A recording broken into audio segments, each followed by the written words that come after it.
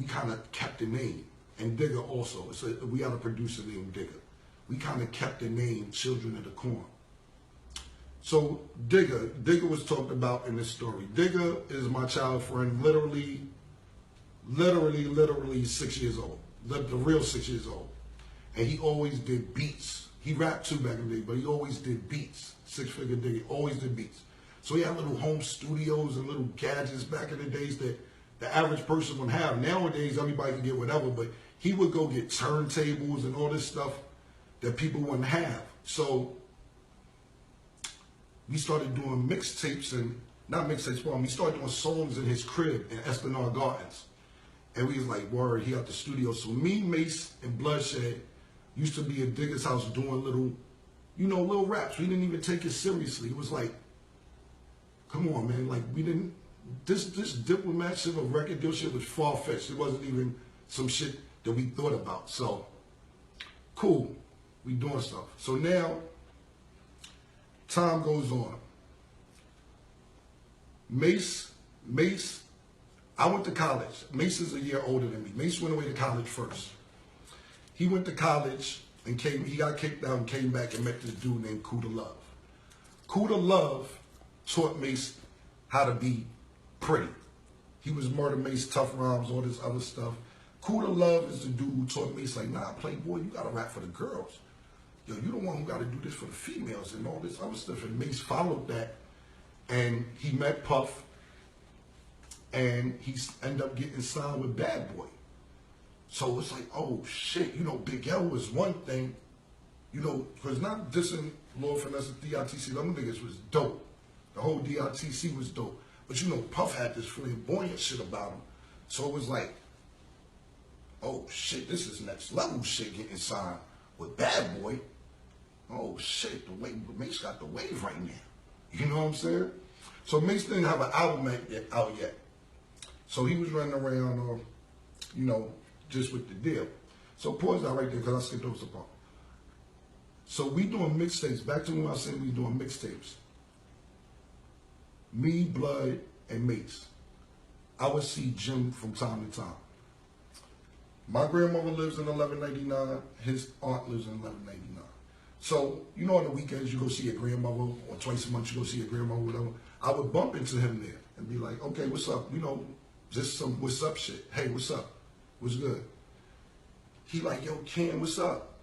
I'm like, ain't nothing, man. He's like, yo, I heard y'all on the mixtape, on Ron G mixtapes, Doo-Wop mixtapes. He's like, yo, I heard y'all, I got the crib. My grandmother passed away. God bless the dead also. Come through, come hang out. So we like, all right, cool, whatever. But we wasn't really hanging out with Jim. And there's no shade. We wasn't really hanging out when we knew him. But we wasn't really hanging out with him like that. So we see him again. Yo, come through, man. I got the crib. Y'all can come hang out, whatever. So we like, yo, at this particular time, I had just got kicked out of college. Mace had the deal, but the money ain't sink in yet. He just got the deal, so he's still living in Harlem with Kuda Love. And we like, yo, fuck it, let's go see what's going on in Jomo house. His name was Jomo, and I'm not, this is no diss. His name was Jomo. So we like, yo, let's go to Jomo house, you know what I'm saying? So we go over there and hang out, you know what I'm saying? Like, he had the crib, because at this time, I'll stay with a bitch here, stay with a bitch there, stay at my grandmother's house, stay at her house. I never had nowhere to go. Always had somewhere to go. I could have went to my grandmother, her house, whoever. But we used to go over there and hang out so we could smoke weed, whatever, vibe. So we was hanging out over there for a while, a few months, and Mace was like, yo, Jomo, if we gonna be with you, learn how to rhyme. You should learn how to rhyme. And Jim was like, I'm not gonna call him Jomo because y'all be taking shade, but he was like, I don't know how to rhyme, man. I don't really know how to rhyme. Mace was like, yo, it's easy. So Mace taught him the kind of format we was using to rhyme. And Mace was like, yo, do this and do it like that. Mace taught Jim how to rhyme. I'm not taking a little bit of credit for that. Not even a little bit. Mace sat down with him in the room, yo, do this and do that. And Jim started taking it more seriously, like, all right, maybe I can do it. Beginning, it was rough. Everybody in the beginning learning how to rap is rough. So Mace kept telling him, yo, do this and do that. Cool. So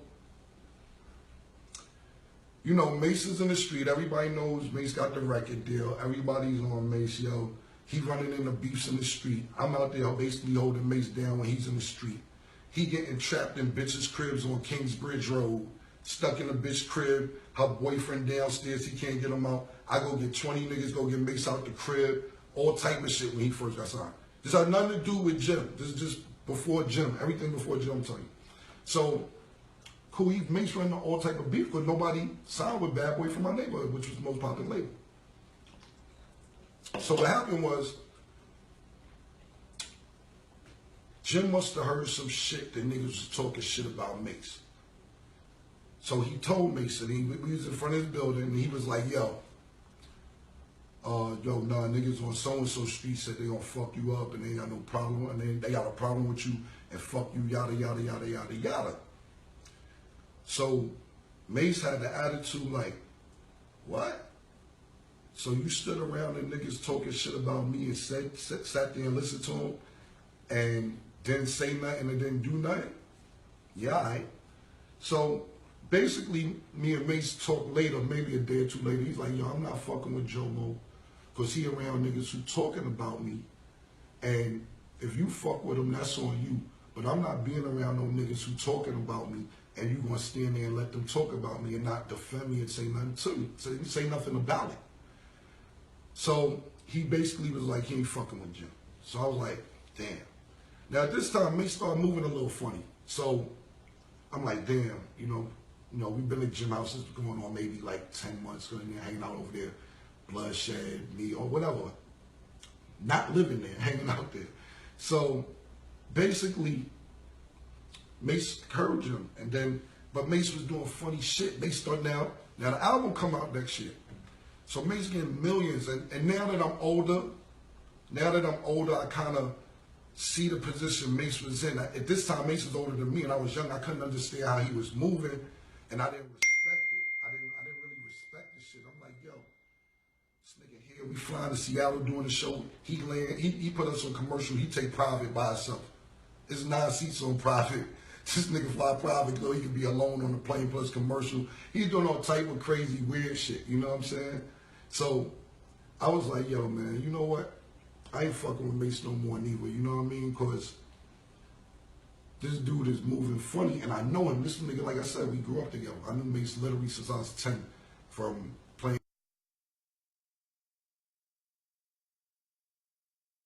Started moving funny. I'm like, yo, I ain't fucking with this nigga. But you gotta realize Mace was 22, 23 years old with about 7, 8 million. I know some niggas 30, 35 years old that wouldn't know how to act with 8, 9, $10 million. You know what I'm saying?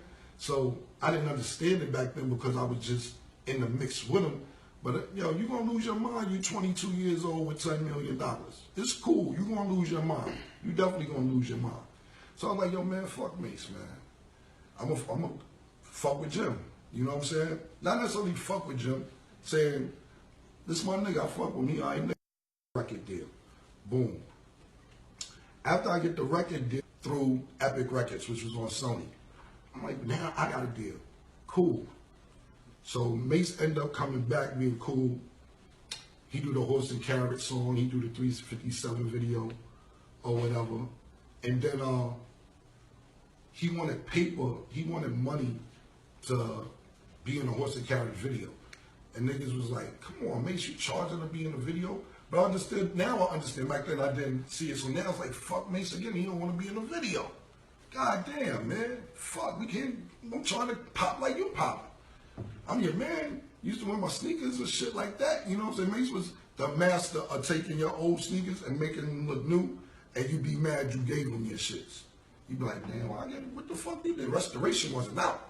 I don't know what kind of toothbrush that nigga had to get them motherfuckers back looking brand new. But he was the master of taking my old clothes and sneakers and making them shits fucking brand new, my nigga.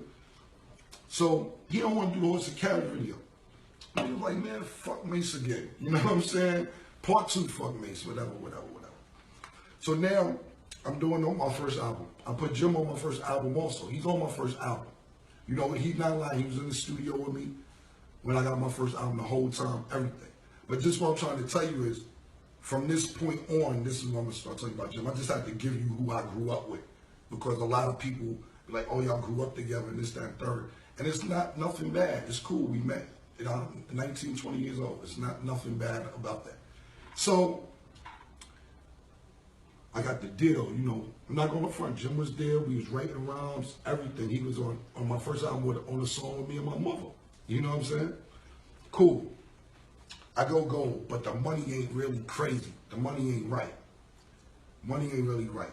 So now I take my money and I'm in the streets. I take my money and get in the streets with my money. I'm like, fuck this shit, man. Once you move to Jersey, you can't move back to Harlem. Because I done took my first advance, moved to Jersey. Man, listen, I ain't going back. If I got to fight straight, whatever, I'm not going back to Harlem. And the Harlem y'all people know now is not the Harlem I'm talking about. This was a different motherfucking Harlem. Y'all niggas do not know the Harlem I grew up in. A different, especially my block. I'm 39 from Lenox, I'm 40 from Lenox. This was a different type of beast. This was totally different. So, motherfucking, the money ain't right. So unloses his deal. Unloses his deal at Epic. But part of the contract is they could take whatever artist had and snatch them. So basically they snatched me from and I was signed to Epic. So now I'm working on the SDE album, my second album. I'm in Jersey. My money ain't right. I'm in the streets selling crack, coke. I'm really doing this, and I'm like, damn, I don't want to do this shit no more. You know what I'm saying? I don't want to even be doing this shit no more. I'm like, damn, but I got to pay the motherfucking bills. I wasn't getting no rap money. So when I got the Epic, there's a girl there, I'm not going to say her name. She the one who taught me the motherfucking music business, B. This girl taught me everything I needed to know. So she like, Cam, that dude right there, he runs marketing. This is the dude who runs promotion. This is the dude who runs radio. Telling me on the low. These niggas all driving whatever year it was, type cars. And I'm like, yo. So then she showed me, look, this is what they doing with your marketing money. This is what they doing with your radio money. This is what they doing with your promotion money. Because I never knew the business. I was just so fucking happy to have a record deal. I didn't even learn the business. And I'm like, oh, these niggas is robbing me.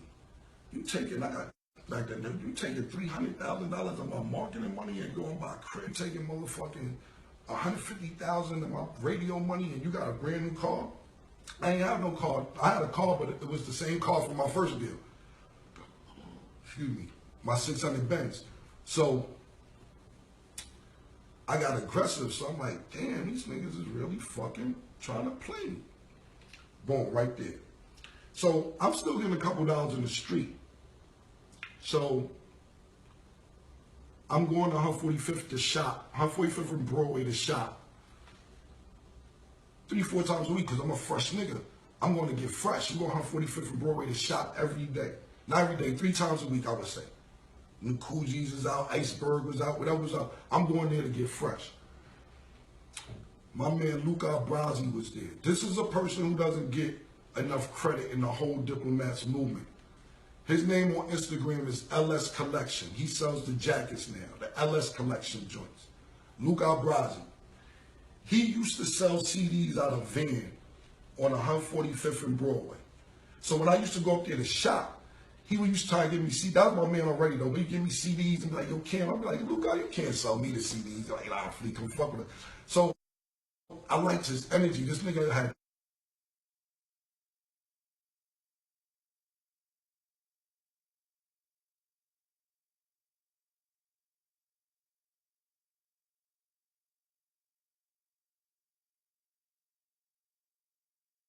dope fucking energy, B. He was dope. And plus he had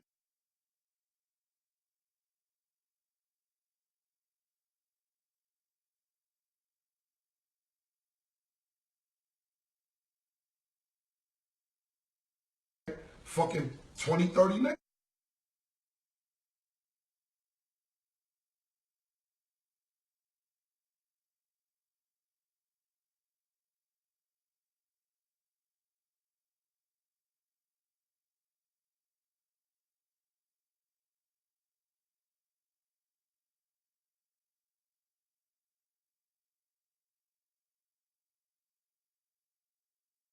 with him out there selling CDs. The way he was selling CDs, you would think it's motherfucking crack. Nigga had to buy CDs. If you went to that store and bought some clothes out of fucking HMV or whatever, or Tower Records or whatever, we started vibing. So, you know, we chilling or whatever. I got us all on, but whatever it is, he had mad niggas in the Bronx too. You mean that? He put Black and Dawn with me. Well, no, I put Black and Dawn with him. Oh, give me one of those if you watching, Black. You know what I'm saying? So, you know what I'm saying? These niggas is trying to play a nigga. So from Luca, I had most of the niggas. Luca had 20, 25 niggas. But it was like, you know, where Jamaica seemed like he grabbed a bunch of niggas and we went down there. Nah, Luca grabbed them niggas. Luca Brasi, LS Collection is his Instagram. LS Collection, that's his Instagram. So I made it real uncomfortable because I found out these niggas was trying to, not trying, these niggas was robbing me. Like, yo, them niggas is taking $750,000 from me out of my pocket. I made it uncomfortable. I wanted to get out the deal. I'm like, yo, nah, y'all gotta let me out the deal. I signed for 7 albums. I'm like, y'all niggas trying to control my life. Let me out this motherfucking deal. So we went up there every day with 30 niggas. They hired a security. It was just annoying. Niggas was like, you know what? These niggas are coming up here every day.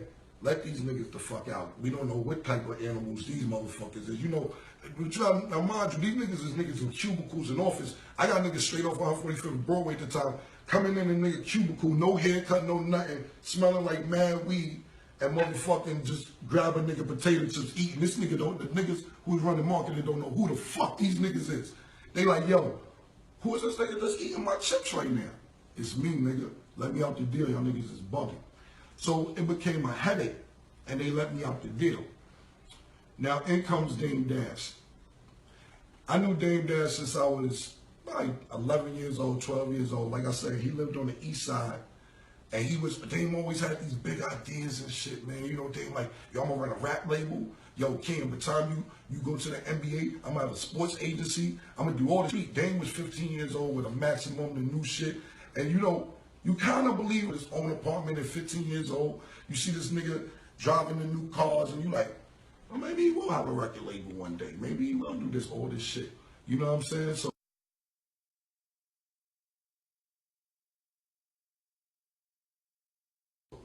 you know, me and Dame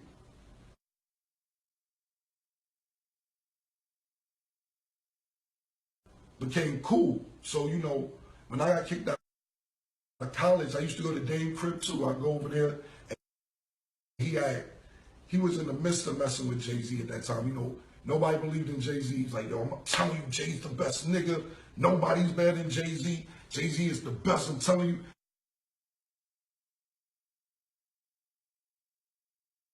And back then, this is when Jay used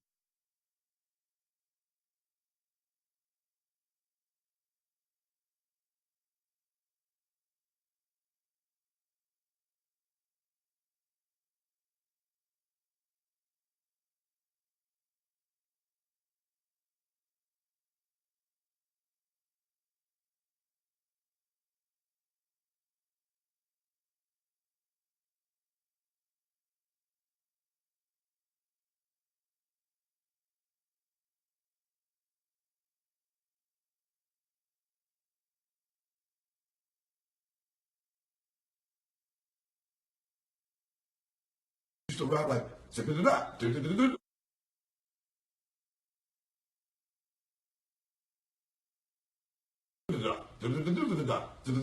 like Jay had that, like Das Effect flow back then. You know what I'm saying? He came up, I dropped the battle Big L. And him and Big L, motherfucking had a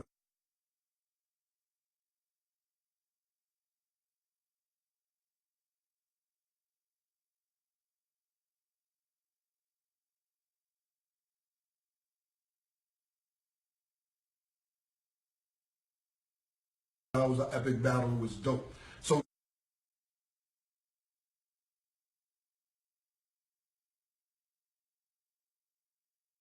Dame is like the big time nigga.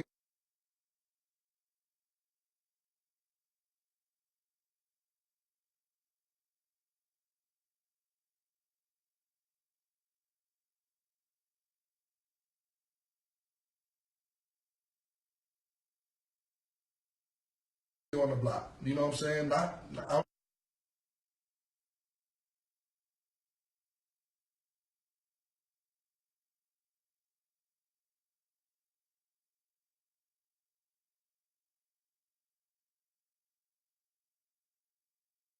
no hustling none of that. Niggas, he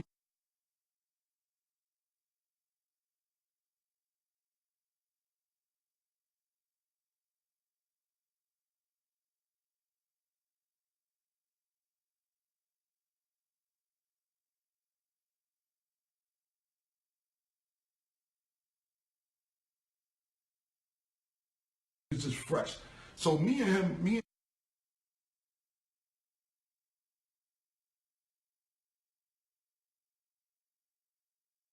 Dame, when I was about, we fell out over some bullshit, and I stopped speaking to the nigga.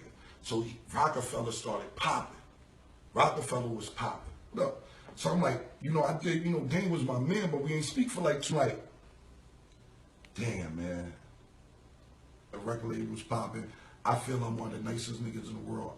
I got really need to holler at him. So I called and reached out to Dame.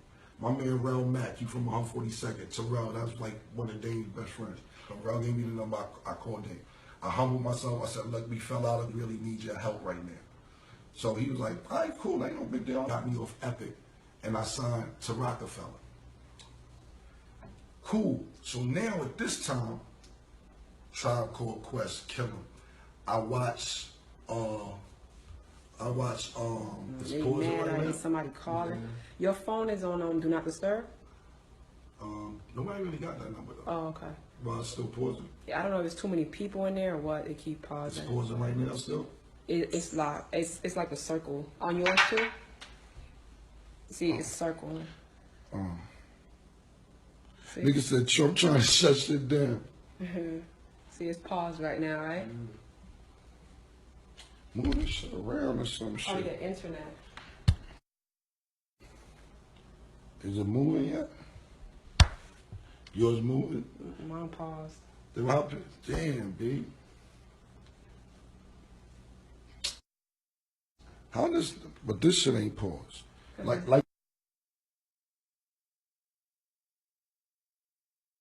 Go to another page on the gram and see. See it. Oh.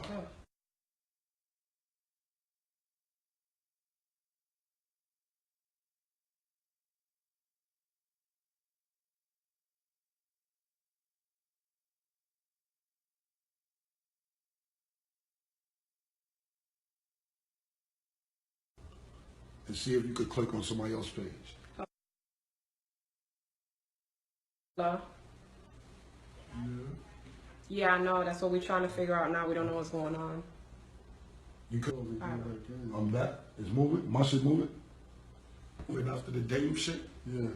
At the Dame shit, it stopped moving. Yeah. Catching up. Oh, it's catching up. Okay, cool. Sorry. Like you see, it's still it's still like you moving from before. Yeah. So I don't know what it's moving out right now. Nigga said Trump trying to shut us down. This isn't. There you go. Come on, you moving the camera now and it's working. All right. All right. Look, if look, if the shit cut off, I'll just let you know in case you looking for them shit. Fuck it. If it cut, listen. Is we good again? he said, my sister said she could hear you. And I'm like, yo, I need your help. Okay, boom. I call Quest. Master P, No Limit. I seen, people always like crews, you know what I'm saying? In the neighborhood. That's why you love Cash Money. That's why you love No Limit. It wasn't like, you respected the shit, you know what I'm saying? Myself off. My phone was connected. I took myself off. So it's just. But it's good. Yeah. Forming the crew. Now, my childhood friend, Tashawn, on Instagram, his name is Tobe Cobain. Tobe, T-O-B-B Cobain. He like, yo, Kim, I got this dude, man. He like 15. He from my block. He done nice, but I just think he got the wrong record deal. He signed up in a bad record deal. And I'm like, yo, man, I don't want to hear that shit. Because I'm still not popping yet. I'm just in the middle of, back up, knowing the story. Matter of fact, because this was my second album. This is before I went to Rockefeller. And I'm like, this was when my shit was fucked up. I'm living in Jersey. I still got the same car. I'm like, but I started forming the crew before that. So I'm like, he like, yo, my man is nice. I'm telling you, he only 15. I'm like, I can't help myself right now. How am I form a crew? So I'm asleep in my car. My man Toe is driving my car, and I'm asleep. When he wake me up, it's some 15-year-old kid in the back of the car. And I'm like, yo, Toe, what are you doing? Like, well, what the fuck is you doing? He like, nah, this is my man that I was telling you about. His name is Jewels. And I'm like, all right, man, what the fuck? I just told you I can't help niggas out right now, but you got me here. You gonna put me in you gonna wait till I go to sleep, rock me to sleep, and basically, motherfucking put some little nigga in the back of my car to rap. And I told you I don't want to hear the shit. I can't do nothing. So I didn't say that. That's what I was thinking in my brain. So I'm like, all right, go ahead and rap. This nigga started, yo. This nigga spit some shit, B. 15 years old, we spit. I'm like, what's your name again, my nigga? I'm Jewels. I'm like, yo, this motherfucker crazy. I'm like, all right, you know, I played the cool. I'm like, all right, I'm gonna get with you. I get with you. I'm like, told that little motherfucker is nasty, man. But that nigga's like, I told you. Told boy his shit, man. Told like, yeah, I told you. I'm like, that nigga nasty. So I'm like, damn, I'm working on my second album. I'm like, yo, come down to the studio. So he come down to the studio. Jim is in there. You know, me, my homegirl, BB Guns. I don't know if Bianca's watching. My homegirl, Bianca. She was in there. So she was like, yo, you know, he come to the studio. He be rapping and all that. And we working on my second album. I'm like, that nigga's nice. So my homegirl, Bianca, you know, she works for Trey Songz now and all that. But she's one of these people, too, that just know talent when she sees it and knows what's going to happen. She's always in the fucking right place at the right time. So she said, Cam, she said, yo, that kid can rap. He's cute. The girls are going to like him. And he's a star. He could sell it. I could see it. I said, I agree with you, everything on if he cute or not, because I don't know. You know what I'm saying? I you know, if you tell me he cute, I guess he cute. You know what I'm saying? Whatever. So I'm like, yo, this nigga's nice, and the bitch is gonna like this nigga. So we all vibing. Now, mind you, this is now. So now Jewel's part of the crew. I start forming. I'm naming everything Diplomats. Everything that I'm like, we thinking of a name, what it's gonna be, da, da, da. So we come up with Diplomats. I'm getting T-shirts made. I'm getting all this shit made. Diplomat. Even when we was on my second album. So fast forward, when we get off the album at when we get off the label at Epic, we go to Rockefeller. Dave gets me the deal, and he's like, "Yo, Cam, do your thing now. If this don't work for you, I'm gonna just have to give you a job." And I'm like, "Give me a job?" That was real shit though. I respected that because it's like, I don't want no motherfucking job. I can't work. I'm not going to work. But that's how cool Dave was. He's a realist. He's like, at least I can let you work for me in my office if this rap shit don't work out. And I'm like, that shit ain't rocking like that. That shit ain't going like that. I gotta win. So, boom. We still got no real money, so I'm telling Dave, I'm like, yo, Dave, we need to put Jewels on this song. We need to put Jewels on this song. And he's like, Cam, calm down, man. Go you need to get part of the crew. And Dave was like, go do a song with Bleak and Beanie. I'm like, I bet I'm doing that. Let's put Jewels on it. No, Cam. It's not time to put. You just got here. And he was absolutely right. So I'm trying to embrace myself at Rockefeller when I get there. You know what I'm saying? And it's like, yo, cool. So I get there, and you know, Jay's there, Jay-Z did. Now, mind you, I know Jay-Z before Rockefeller. That's Dame Man, you know, because them niggas was doing whatever they was doing together. It's freezing? No, it's good. Them niggas was doing whatever they was doing together in the street. So, you know, Dame had me and Duke the God, my cousin Duke the God, doing other shit. Meeting Dame used to, when I met Jay-Z, straight up and down here, no record deal, nothing. That nigga had money though. I'm not even gonna say and hold you. That nigga had money from the time I met him. He had a crib on 560 State Street. His shit was a duplex. He had fish tanks in the wall, piranhas in them joints. All that nigga had money. I can never say I don't know Jay-Z from having money. I'm not even talking about the rapper Jay-Z. I'm just keeping it 100. That nigga, by the time I met him, he had money. Him and Tata, he was always with Tata too. Tata being always with them niggas, you know. And Dame had us doing some shit going over to his crib or whatever. So he always had paper. So when we get to Rockefeller, you know, I'm soon as I get in Rockefeller. Now, mind you, I just told you niggas jerked me in Epic. Niggas jerked me, stole my money. I know the game now. Shorty from Epic that worked there taught it to me. So now, as soon as I get there, yo, who doing promotion? Who doing promote? Oh, hey, how you doing?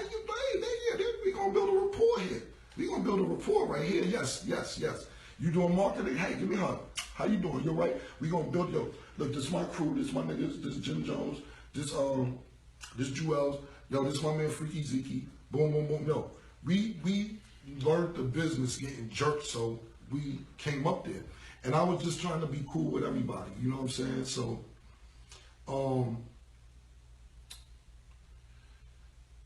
now I'm like trying to fuck with, you know, Jay's up there. I did a song with Bleak and Beanie or whatever. So I see Jay in the studio. Juan had a studio called Baseline. And I go there, that was like the Rockefeller studio. We go down there and do the song. I'm like, yo, Jay, I did a song, everybody, we need to do a song. We fuck around and do a song together. The nigga Jay look at me and go like this. Huh?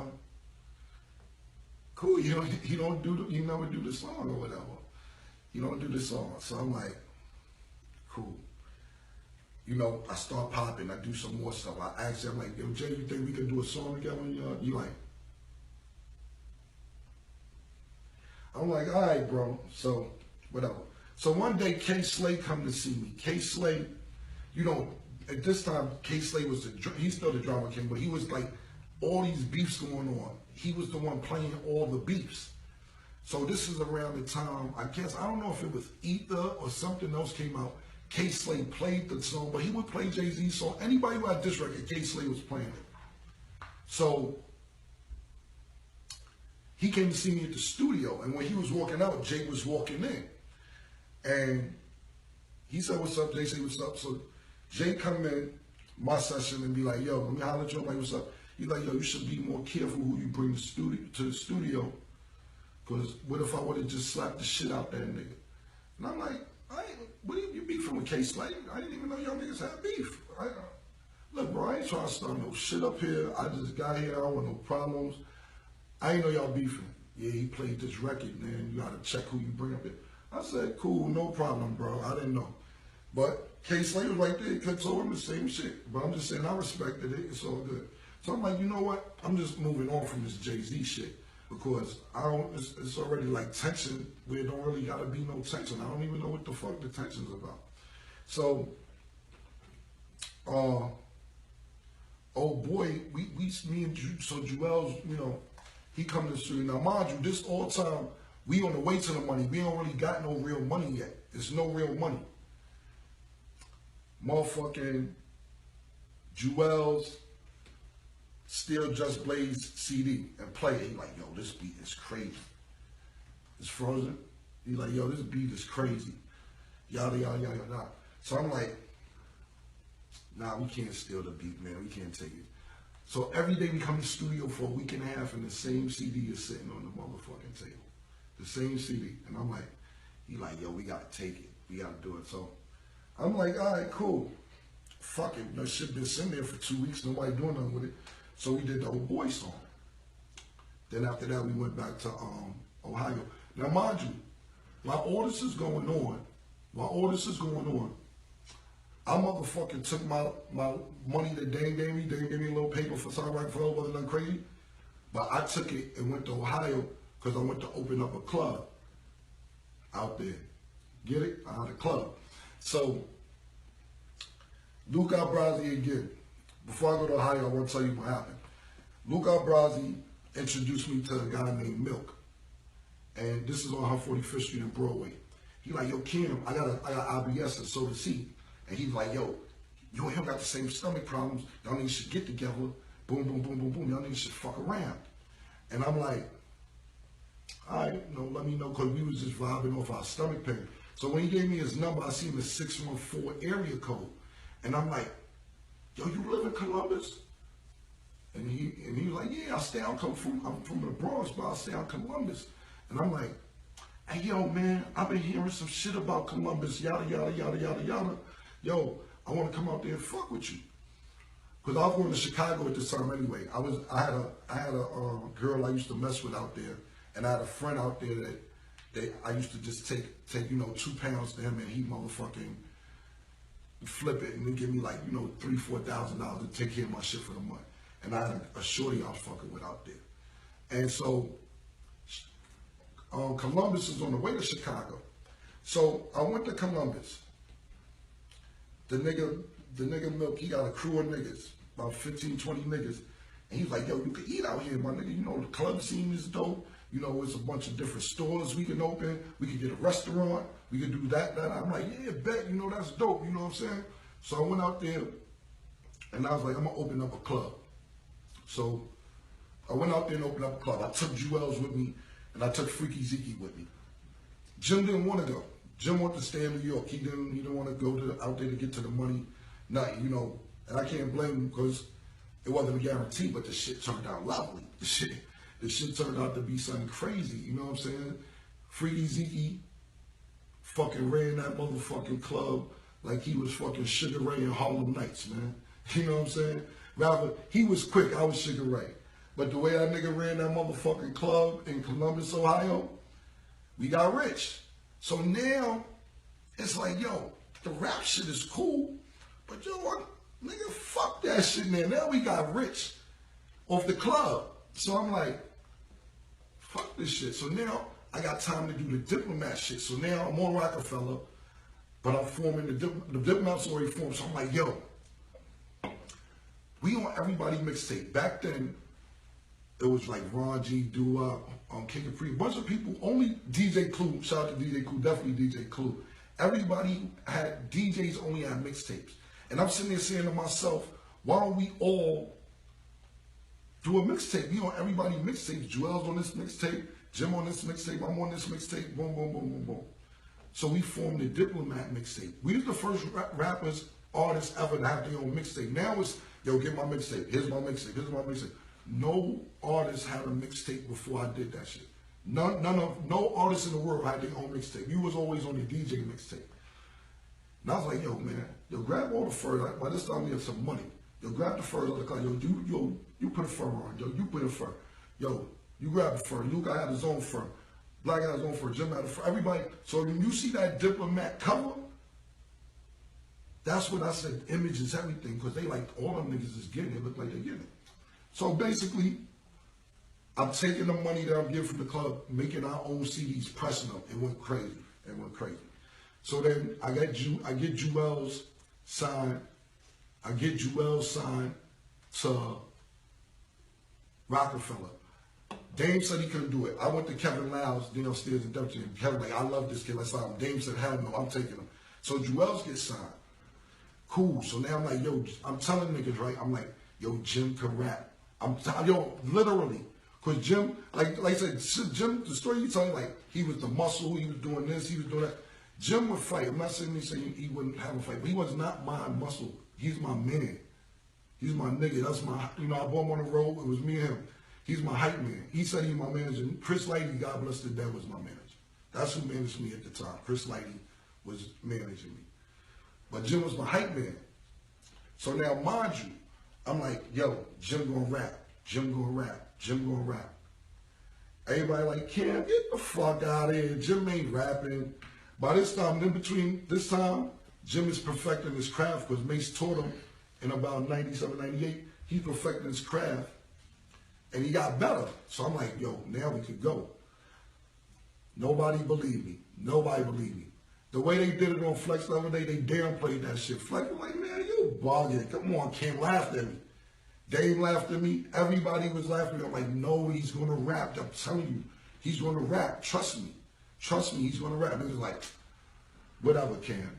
So what happened is, Koch, nobody fuck with Koch. Jim wanted to keep up with us, which was dope. I'm like, the whole Koch shit was Jim's idea. It was dope. He goes to Koch, and because Diplomats, the movement is popping, even though me and Jewels is on on Rockefeller, they like, yo, we'll give you a deal. So Jim went and did a deal at Koch.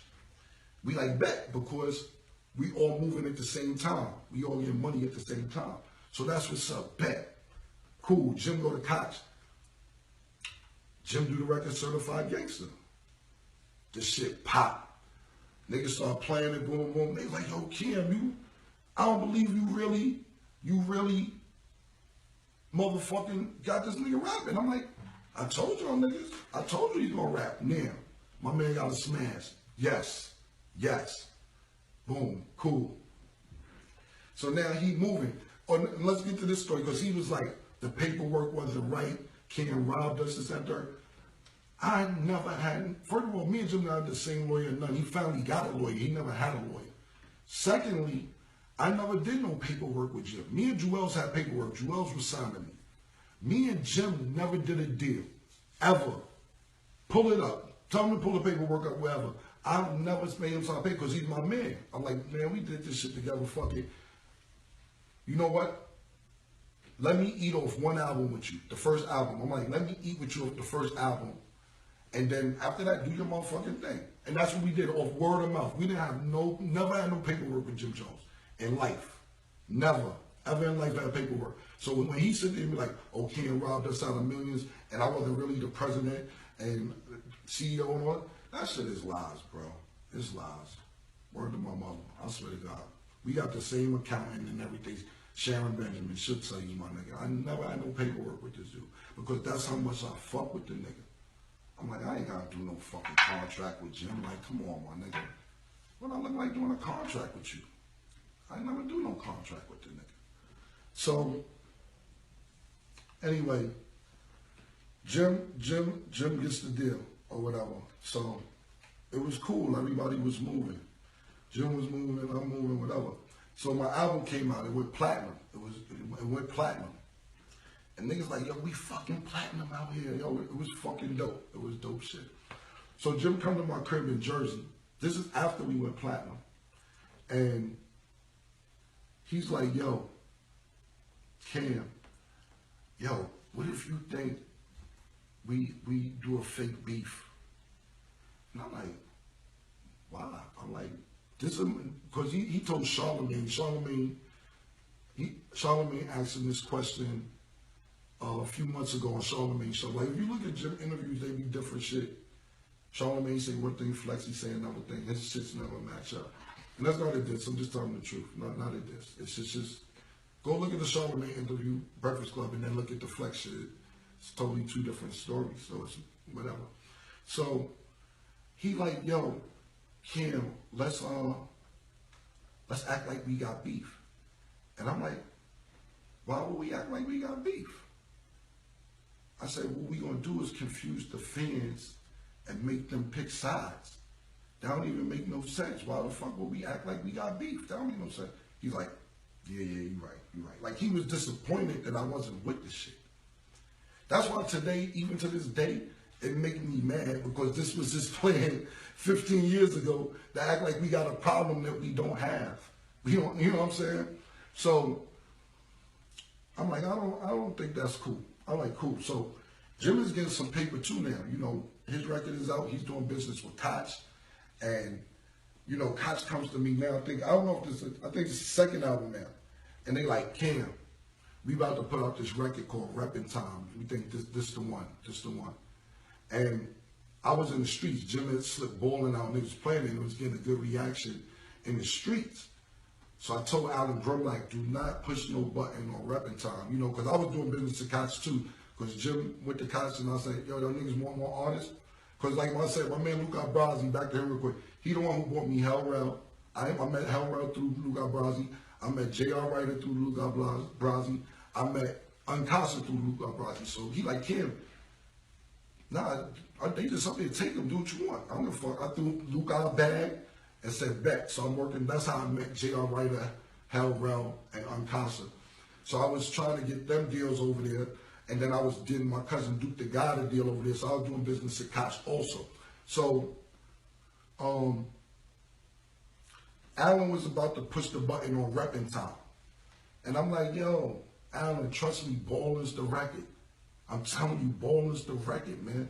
He like, Cam, I don't know, I like rapping time. You know, I like that. I don't know, Cam.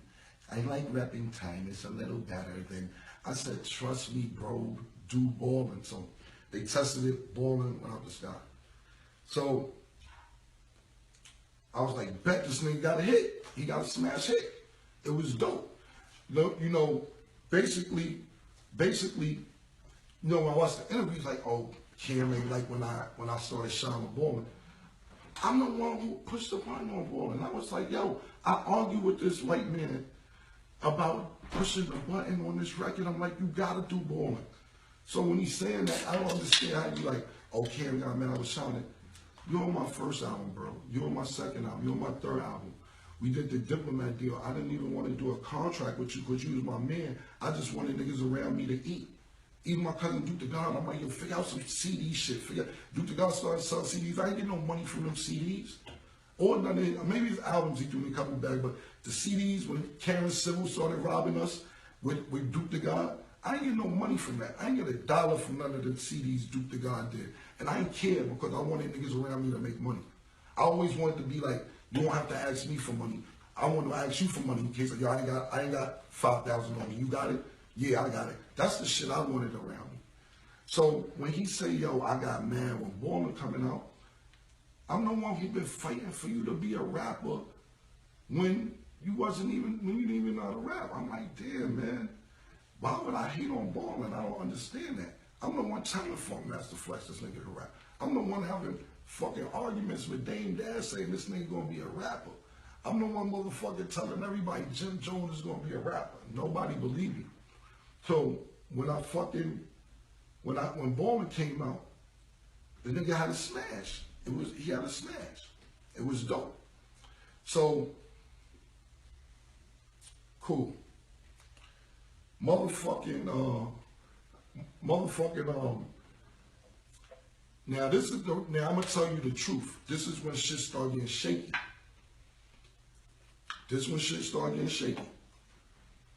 I always keep in the back of my mind, he was like, yo, let's start a beef. So I never, I didn't feed into it, but I kept it in the back of my mind. So I start seeing Bird Gang shirts. Now mind you, Jim started forming his own crew. You know, he was still fucking with us, but he started forming his own crew, Bird Gang. I started seeing Bird Gang shirts. So I'm sitting there like, so I asked him, I said, yo, Jim, and there wasn't even been no problem. There wouldn't have been no problem at all. I said, Jim, you trying to do your own thing, Bird Gang, with your own label or whatever? He said, nah, Flea, you know, we said Bird Gang. That's our nickname. You know, that's just a nickname, Bird Gang on that. So I was like, all right, cool, no problem.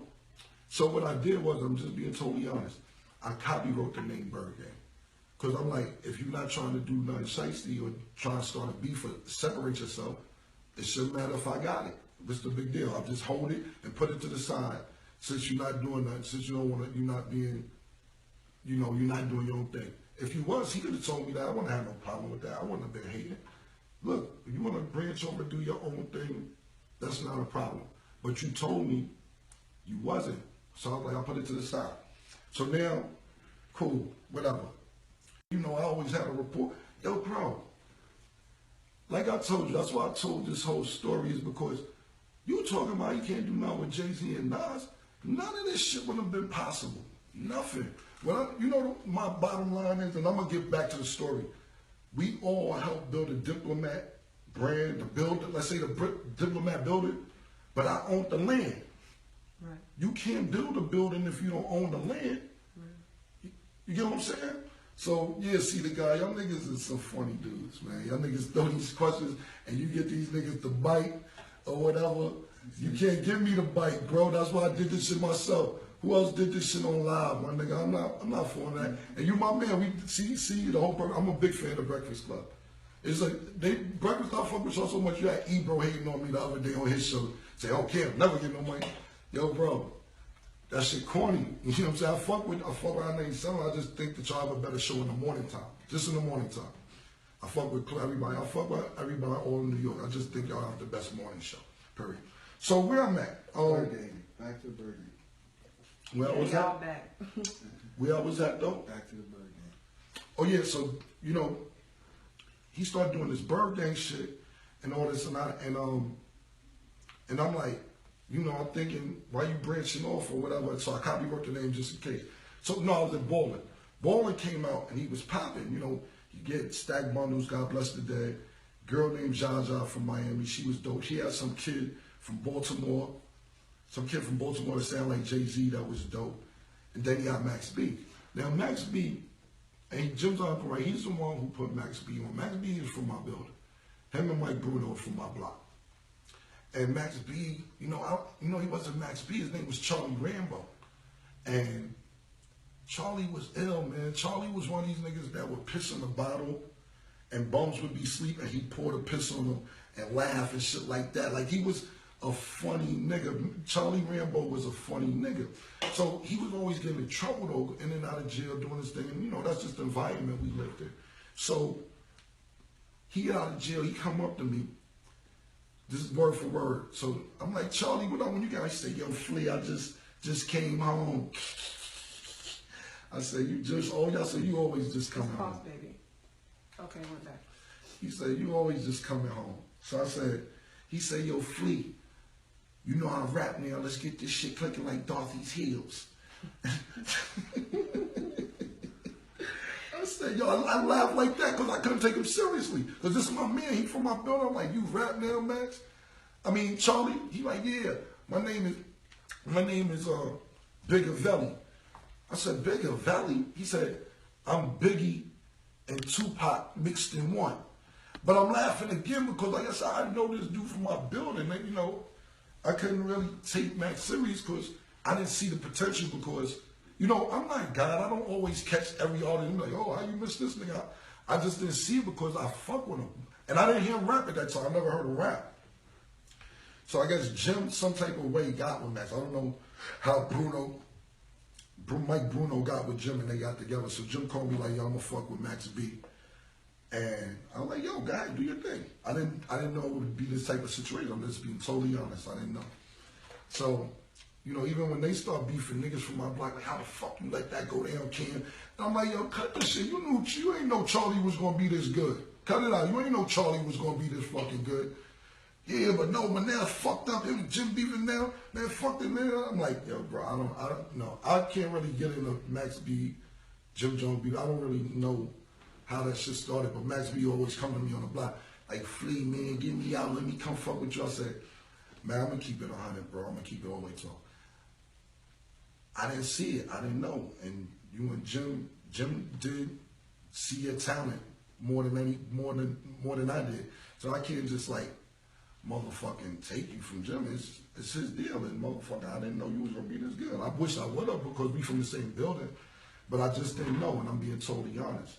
So he's forming this bird gang shit, and I'm like, I thought we all supposed to be the diplomats. What's on behind this little side bird gang shit? You know what I'm saying? This little bird gang shit on the side. And I'm like, back of my brain, like, let's start a fake beef. So I'm like, all right, this nigga's branching off. I see him branching off. It's cool, ain't no problem. But this still my man. We ain't have no friction or nothing. So Ballin come out, like I said, we had no problem when Ballin came out. I may came to video late or whatever. I seen him say I never came to one of his shows. I'm sorry, I don't remember not coming to one of your shows. I just don't believe that. I'm not gonna sit here and say, maybe the way he described it, he said I never surprised him about it.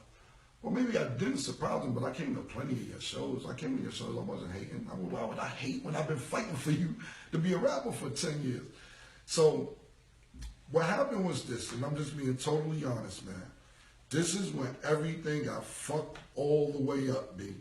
I'm being honest, B. I'm telling you the truth. He could say I come to the show. He could lie and say I robbed him of millions of dollars. I ain't robbed nobody because, let me explain something to you. This was the deal. Jewels was signed to me. And that's it. I had the Diplomat album and Jewels was signed to me. That's it. I ain't had no paperwork with J.R. Ryder. I had no paperwork with Hal Relder, my niggas. Them niggas with the baby gram and did their own deal, and that was cool. They could use the bird, fuck it. It's all good. Jim, never had no paperwork with Jim, so how did I rob him? I was eating, I'm not gonna lie, off the Diplomat album, my album, and I had a joint venture deal with Joel's album with Def Jam. Cool. So what I was saying is we got the Diplomat brand. I seen niggas get $100 million checks. So Rockefeller, we shooting an old boy video. Kevin Lyles and Leo Cohen, these dudes came and presented Rockefeller, Dame Dash, Biggs, and Jay-Z with a check for $125 million. I don't know how much Irvin, Murder Inc. got. They was getting some mad bread over there. Rough Riders had just caught a D. Shout out to D for Rough Riders. He caught a wild check over there. And I'm like, yo, when I seen them niggas cash out for $125 million, I'm like, we got to keep grinding. We got to. Because right then and there, I would say we was probably worth 15, 20 million at the time. Like, we ain't gonna go for no 15, 20 million. I just seen the nigga hand a nigga a check for $125 million. So, I don't know what he said. I robbed him of it. I didn't rob him of anything. He had these artists, and like I'm not throwing no shade. You have Max B, you got Stack Bundles, them two alone. Put them out. You could have ate, you know what I'm saying? Jim kept using them for his albums instead of putting them out. And like I be telling people, I'm like, you know, Jim, if you think about it, just think about it. And like I said, I gotta always say no shade because everybody can shade. Jim never put no artists out. Jim has never put an artist out. I got all the artists. I got all the talent. I was in the street recruiting all these rappers. Jim ended up getting some rappers, and what he did was use them for his album instead of putting them out. Max B may not be in jail if you put his album out. Or Stack Bundles might have got out of Far Rock if we had an album out. Jim never put these people album out. You know what I'm saying? If this, you know, like I said, no shade, just think about it. Google it. Do the homework. What artists he put out. I'm not dissing. I'm not dissing at all. I'll sit here and wait for somebody. Tell me if they tell me what album he put out. No. No lie. Shit, crickets. The real crickets are getting in the back. Right?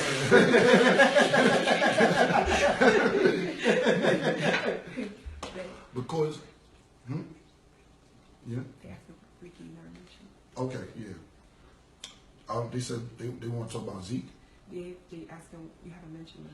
Oh yeah, no, they late. Whoever said I ain't mentioned Zeke is bugging. No, You did. I don't want to told you Zeke ran the club in Ohio. I ain't mentioned Zeke. Fam, Zeke, okay, real quick, Zeke. Zeke is the one, Jim did bring Zeke around, this is true, but me and Zeke built a rapport, which was crazy. So when I went to Ohio and got a club, Zeke ran the whole club. It was my club, but he was the manager of the club. You know what I'm saying? Zeke is the nigga. We got rich. That's what I'm trying to tell you. I was in Ohio and Chicago running 2 clubs, and Zeke ran the clubs. He's the one who ran the clubs. That's my nigga. I love Zeke. That's my motherfucking brother. That nigga, yo, fam, when shit was fucked up, Zeke ran the motherfucking clubs for me, and we got rich. Zeke is ran the motherfucking clubs. Like I told a nigga, like, fucking Quick in Harlem Nights, and I was Sugar Ray. So, whoever say I mentioned Zeke, I was just late because I love Zeke. That's my nigga, my nigga. Like, I wouldn't have survived to make it to. You want another song? No, I'm good. I wouldn't have been able to survive to make it to Diplomats if it wasn't for Zeke, because, like I said, me, him, and Joel's was in Ohio, and Joel's wasn't even out there in the club. He was too young. He was not young enough to get in the club, but he was out there. He was out there because I was like, yo, you gotta rap. Because Joel's, let me tell you something about Joel. Joel's was the most talented nigga in the world, but sometimes he needed that push. He needed that push. Like I seen the interview on Flex, because, you know, Jim told a story how I had a house in Chicago, and you know, Joel, we would be dressed to go to the club, and we walk out to go to the club, and Joel would be there. I'd be like, yo, you did your 16? And he'd be stuttering, and then after 16, I'd be like, stay here, we'll bring you some bitches back. You ain't coming till you write them 16. And Flex was like, I seen Flex like, oh, Kim was enjoying bossing somebody around. He was happy to boss somebody around. Why the fuck would I enjoy? No, I wasn't enjoying nobody bossing somebody around. It's like this, and I'll put it in a different perspective. If you got a basketball player and you a coach, you want to keep him after practice. You're going to make him come early because you know his full potential. He may be better than all the other basketball players, but you want to be harder on him because you know his maximum potential, and that's just how I felt with Joel. So I'm like, this kid, he don't put 100% into it, but if he did, nobody would be able to touch this kid. So when we was in Chicago, when we was in Ohio, when we would go out, I wouldn't let him come. Or even my crib in Jersey, he stay with me. I'd be like, nah, you can't come out till you do these 16s. Because I want to hear them. Them shits was fire. I wanted more for me. Fuck the public. Give me more. Give me some 16s from my own motherfucking inspiration. That kid was fucking bananas. So when Flex was like, oh, Cam was enjoying bossing somebody around, nah, bro, it ain't like that, bro. Sometimes you see potential in somebody, and sometimes the people that you see potential in needs an extra push to reach their maximum potential. And that's what I was doing. I'm not enjoying bossing nobody around, bro. Not at all, man. No, not at all. That was my brother, and I knew that nigga was nice. So cool. Ballin' come out. And like I said, I just want to get to this part because Jim was, oh, I robbed him and did that. Like I said, I never had no paperwork with this man. That's how much I fuck with him. That's how much I fuck with him. I never did a contract with him. Do you, man. Get the money. Get the artist. Okay, cool. You ain't branching off. I see you building your own crew. No problem. Whatever. So, me and Jim used to get a lot of women. We had a lot of women. We shared a lot of women. You know what I'm saying? That's just the era we grew up in. You fuck this bitch, I fuck that bitch. You know, we fuck around bitches, yo, boom, whatever, right? So, and this is just being honest. This is just, I'm telling you what happened. Because he'll say, I robbed him, he'll say whatever, he'll say, this is what I did. And I'm not going wrong, I was dead wrong for this. I was dead fucking wrong. And this is where the whole shit collapsed at. This is where everything went all the way downhill. I'm being totally honest.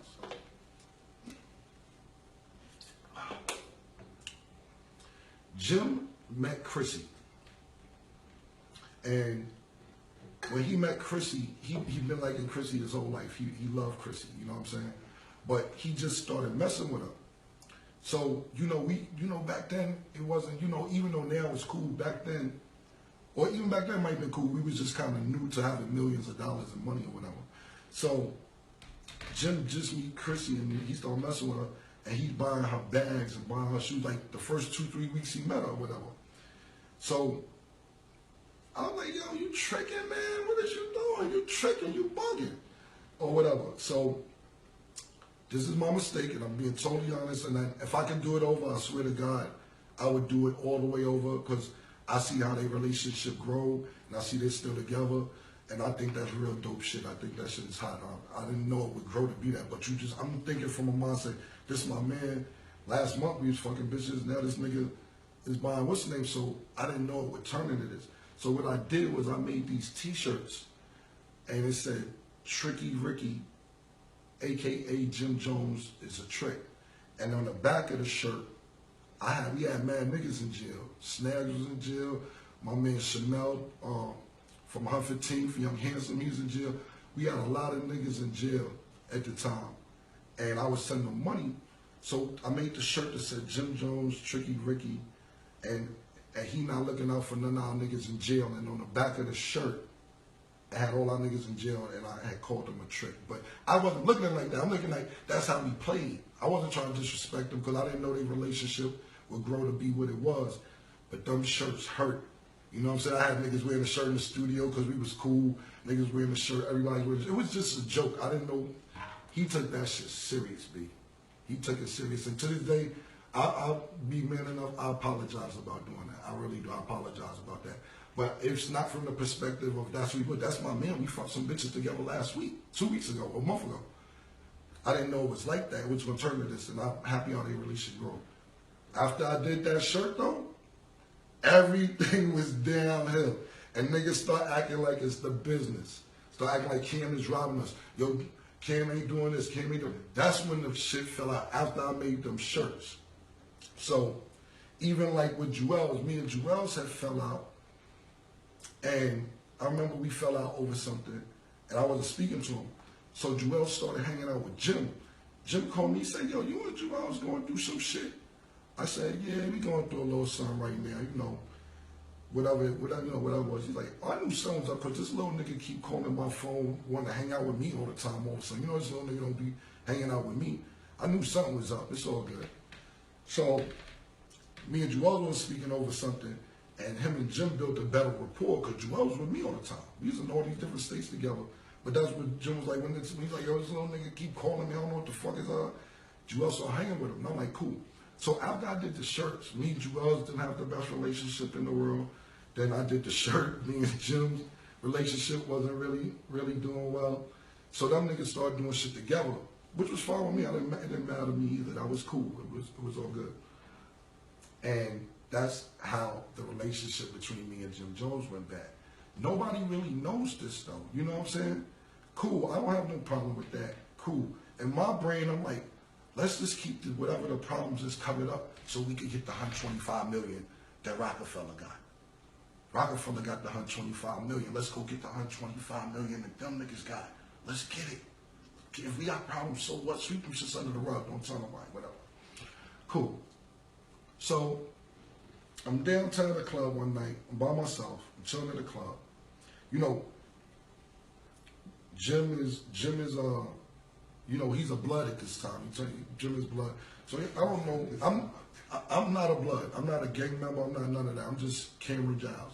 I'm cool with all the gang niggas, Crips, the Bloods, my niggas, both on both sides. I'm just not a gang member.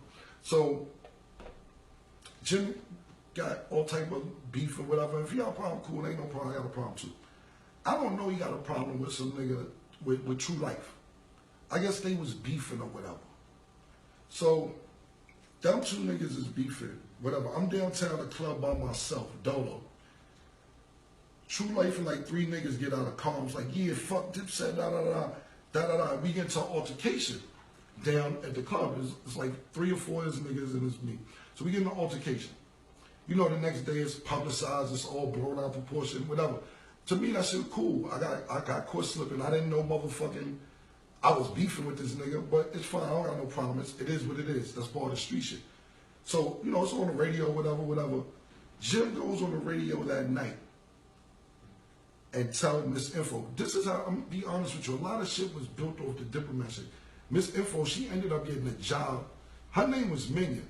She ended up getting a job at High 97 off of this shit called Miss Info because she knew us. I had a personal relation with Miss Info, and Jim did too, off the whole shit or whatever. But the moral story is, he calls Miss Info and tells people on the radio, after I get in this altercation, yo, Cam's on punishment. Huh? Cam's on punishment. Miss Info's on the radio. Nobody knows we got a problem, whether about the shirts, whether with Joel's, the public don't notice. And my thing is, keep shit in the house. To me, all this shit we doing right now is bird shit. But I just don't want niggas thinking I'm some bad type of guy or whatever. This is why I'm doing this shit. I think this shit is bird shit, personally motherfucking being on live and do when a nigga got my motherfucking phone number. I think this shit is stupid. Jim gets on the radio and says Cam is on punishment. What the fuck you talking to? Who the fuck? I'm on punishment. Who the fuck is niggas talking to? So that's when shit started getting public. And I'm like, yo, bro, this nigga out of line telling me some shit like that. So I'm sitting there like, I'm on punishment. All right, cool. I ignore this shit, whatever. Now the public knows we got problems. Nobody in the public ever knew we had problems. Cool. You want to make it publicized? Cool. I'm on punishment for getting an altercation with a nigga you had a problem with. And this same nigga, the same nigga you talking about, took your jewelry. You know, you go on YouTube, JoJo Capone, shout out to Joe, I've seen JoJo, you know, all that shit is old, so JoJo Capone, shout out to JoJo Capone, and True Life, I just seen JoJo in Chicago, shout out to him. And like I said, all this shit is old, this ain't shout out because he did that, it's just, I just seen him, we all cool, whatever. How you gonna say I'm on punishment because a nigga you got beef with that robbed you got your shit? I don't even know you got beef with the nigga. These niggas got Jim jewelry on YouTube. Yeah, we took Jim Jones bringing all this other shit. And I'm sitting there like, let me know what the fuck going on in the street so I know I'm moving. But we didn't have great communication at that time. Our communication was lacking. So I'm like, cool, nigga gonna say I'm on punishment, boom. Right after that incident happened, My mother had a stroke a week later. Less than a week later, she had 3 strokes in one day. To this day, her whole left side of her body is still paralyzed a little bit. So I'm like, damn, you know, I gotta make sure my mom is good because she had 3 strokes in one day. So what I did was I took my mother to Fort Lauderdale to the best stroke doctors down there, and I rented a townhouse down there, and I had to make sure my mother wasn't gonna die. I didn't want my mother to die, man. Just take a couple months for her to get her walking back together. You know, her speech to this day is still impaired a little bit to this day. So I'm not, after that incident happened, I had my mother, so I'm off the scene for 2-3 months. And they like, oh, Cam is hiding. Cam ain't around. Niggas Cam. Then now the gym like, oh, that's how Cam niggas ain't around. Oh, niggas missing. So after that incident happened with True Life, and then my mother had a stroke, and then I had to make sure you good. Niggas don't know, niggas ignore the part about my mother having a stroke. And just talk about act like this situation is why I wasn't around. You know what I'm saying? Cool, whatever. So Jim starts getting petty with people. If you hang out with me, he not fucking with you. I'm not on that shit because we got a bunch of mutual friends. We got mad mutual friends. To this day, we still have mutual friends. And I'm not that type of person to be like, oh, if you with Jim, don't hang with me. Like I said, I've known this dude going on 20 years. I'm not like that. Oh, y'all, I was just with Jim. Cool. You tell Jim you was just with me.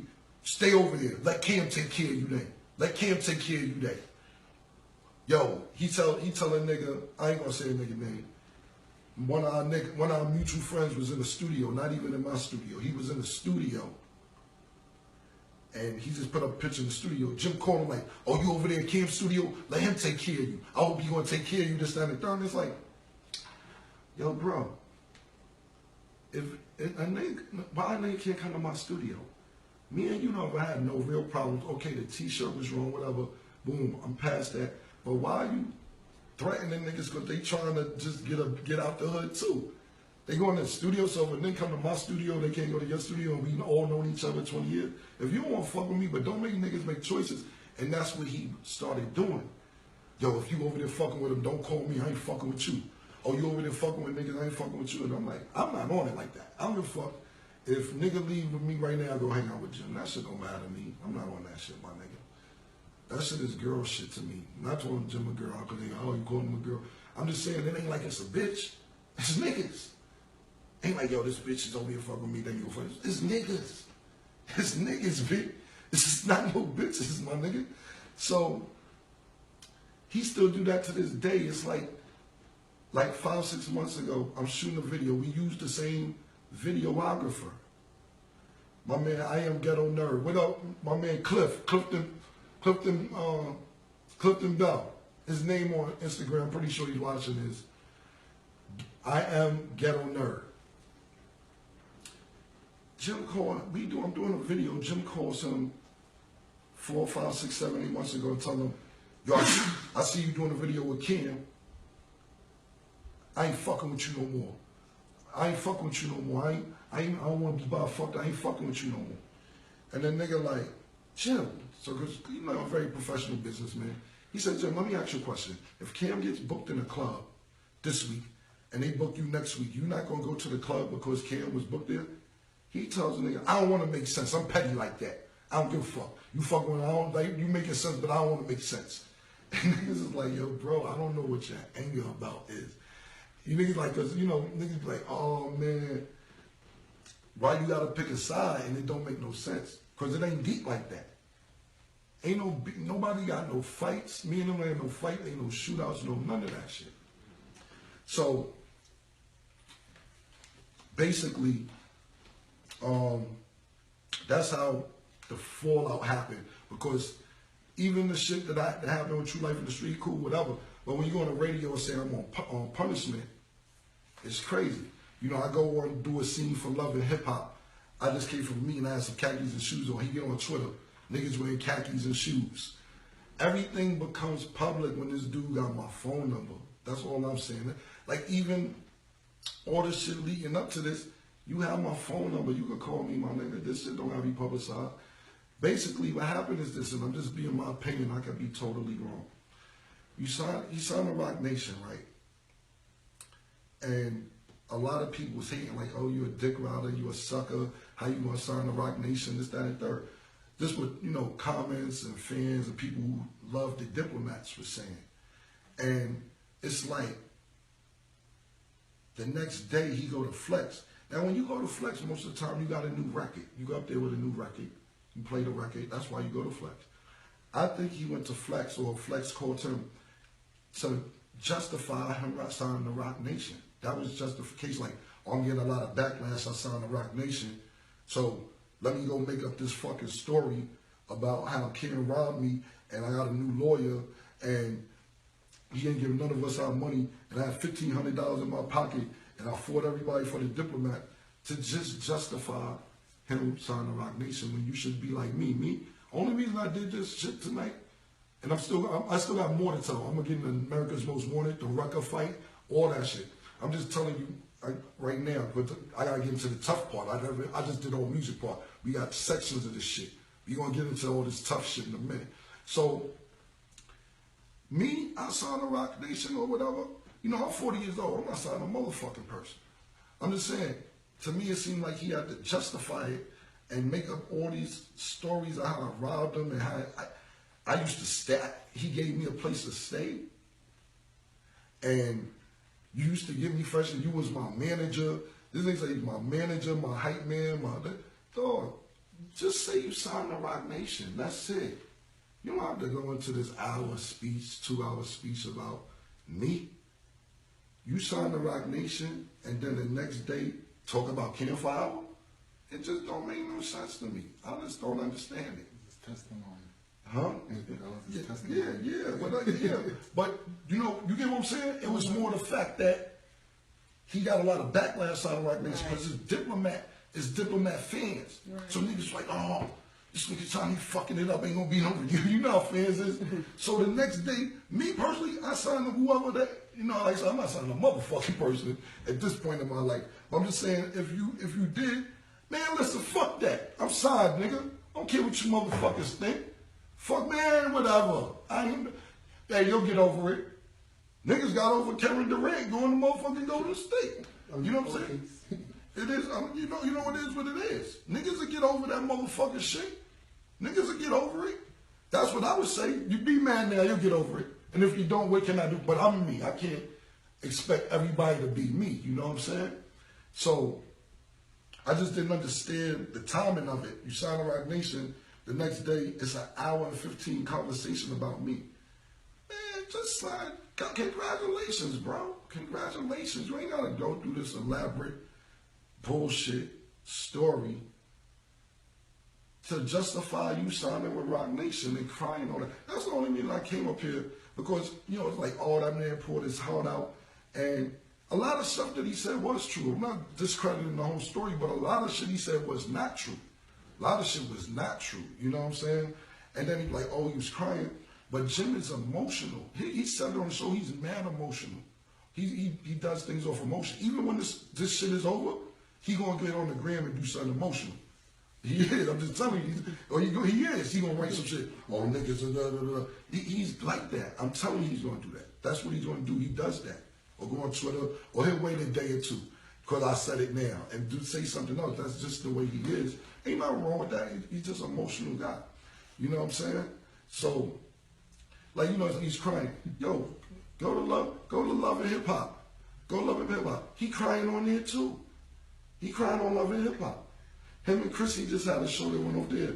The last show of their season, he crying on there too. He crying on these shits. That nigga not cry. I'm not dissing him. I'm just, niggas be like him trying to diss. This nigga, he just cried yesterday in the interview. He been crying. Because he's emotional. I'm not saying his tears are fake. I'm not saying he does it to be. I just think he gets that built up emotionally to where he cries. Because he's just built up emotionally. Like I said, when you get a chance, I don't know if it's on YouTube or any of that other shit, but on Love and Hip Hop, he's sitting in front of his mother's house crying over some shit with him and his girlfriend and his mother. And I get it. I understand he wants his girlfriend to get along with his mother. I want my girlfriend, I want my wife to get along with my mother. I'm not gonna cry. You know what I'm saying? Whatever that crazy act going on, like, he's crying. And you know, niggas call me, cause I don't watch it, then I'll turn it into, I'll catch it on demand or something like. And you know, that's still my nigga. Like, I'm not talking about the interview all day, so that's still my nigga. So I'm like, I'm looking, I'm like, don't cry. I'm looking at the show TV, I'm like, do not let that tear come down. Don't fucking cry. Oh shit, he's crying.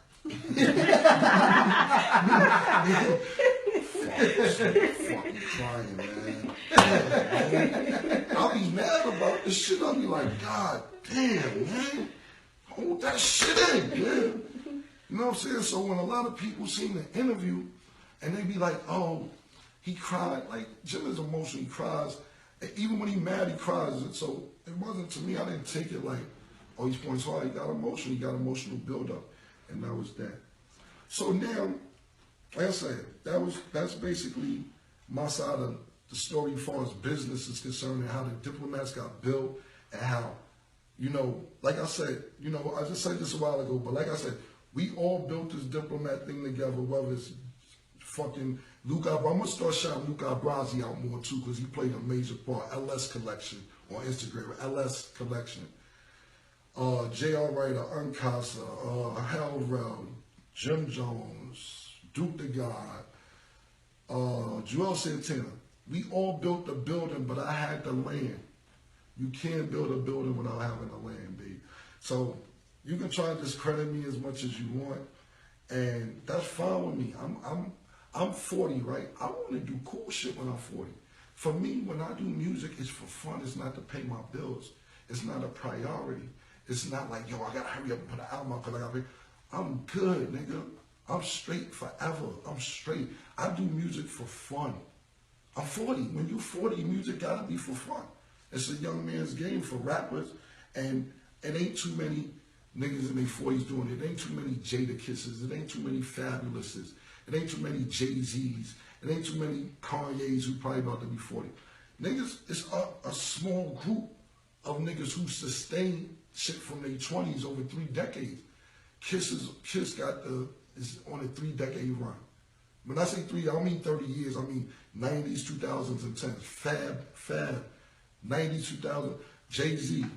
It's, you know, Eminem. If you know Eminem, don't even be out whenever he want. It's, you know, when you 40, you're supposed to be doing cool shit, man. This shit supposed to be for fun. This shit ain't no priority to me. I'm gonna do a couple more albums, a couple more mixtapes because I just like to do it. I got trucks, I got 18-wheelers, I got car washes, I got restaurants. This is the shit that 40-year-old niggas should be doing. Cool shit. Polo roll. Whatever mirror juju this shit is. You see this shit in the mirror right here? This is the cool shit, you know what I'm saying? Yeah, go. Juju wants some chandelier shit. She got, yo, it is a chandelier in every fucking room in this fucking house, my nigga. She did a great job decorating this crib, man. I don't even know what you call that shit over, whatever. Every room got a motherfucking chandelier in this motherfucker, man. Like, let's go chandelier shopping, baby. Like, you know, she on my ass for getting the chandelier. I gotta get a chandelier. I'm supposed to do the new room over there. It's like, I like doing shit like that. Yo, let's go chandelier shopping. Let's go furnish, like, cool shit. Like, let's go, yeah, shit like this. You know what I'm saying? But the whole point is, when you're 40, you shouldn't be out here arguing and beefing unless you got to. Don't get me wrong, sometimes lessons not learned in blood are quickly forgotten. So you gotta beat a nigga ass once in a while, but like, just always wanna fight and beef when you 40? Nah, man, not me. And trust me, if a problem come on with it, I ain't got no problem. That's why I make one call to one person, and he know the one person I'm talking about, know what I'm talking about. My man Tight, my man lived down here in Orlando with me, but he from the Bronx. I make one call, that's all I gotta call. I gotta call 100 niggas. I ain't gotta do all that. Even though I got 100 friends. I can call 100 niggas. My niggas on fire. I call all my niggas if I need to, because they gonna be there and I'm gonna look out. But I'm not into that. I wanna do cool shit at 40 years old. When you're 40 years old, you may have, it depends on how you taking care of yourself in life. You may have less time on earth than you already spent. You might say, yo, this 62, you got 22 left. Not saying I plan on doing that, but I'm just saying in general, you should be enjoying your 40. Not, yo, I'm gonna fight this nigga. this, that, and the third, you want still want to fight Max B and tell nigga you hope Max B dying, you want to fight. Yo, bro, nobody did nothing to your family, nobody got hurt. Enjoy your 40s, bro. You 40. Enjoy it, man. Enjoy it. Okay, so we'll get to a couple of things. So everybody's like, let's get to the violent part. You don't want to hear the violent shit, right? You don't want to hear the violent shit. So, okay, Rucker Park, right? We don't hit the Rucker Park. Nah, because I'm just never addressing none of this shit. Because I don't be caring what niggas think. Oh, niggas ran and all this other shit. Listen. So, it's this dude named Jim been face fighting this nigga for like 3 different events. You know, because Mace was, we wasn't fuck with Mace no more, but we was on promotional tour with Mace. So when Mace was triple platinum, we didn't have an album out, but we was on his tour. And this shit was weird, like we wouldn't even speak to Mace, and we was like opening up for him, and we wasn't even really speaking to him. But Mace was running around with Junior Mafia at that time. So, we go to these events, and Jim and this nigga named Gutter, his name is Gutter, was face fighting, just ice grilling each other at all these events. You know what I'm saying? And I'm like, what's going on? You know what I'm saying? Like, nah, he looking at me, so I'm looking at him. Cool, whatever. Here's a Rucker. It came up to Rucker. The kid Gutter comes up and snuffed Jim or whatever. He didn't get jumped or whatever. They got a tough fight. Gutter jumped him. Little C's goes on the fucking shit like, yeah, look at me chasing Cam. That's why I be like, yo, look at the footage. Where's a nigga chasing me? Like, oh, pull up the footage. Cam, I'm chasing Cam. And then even Little C's tell niggas he had a fight with me. Oh, me and Cam fan, I beat his ass and he ran. C's, why you lie to people like that? And I'm not beefing there because you know what happened?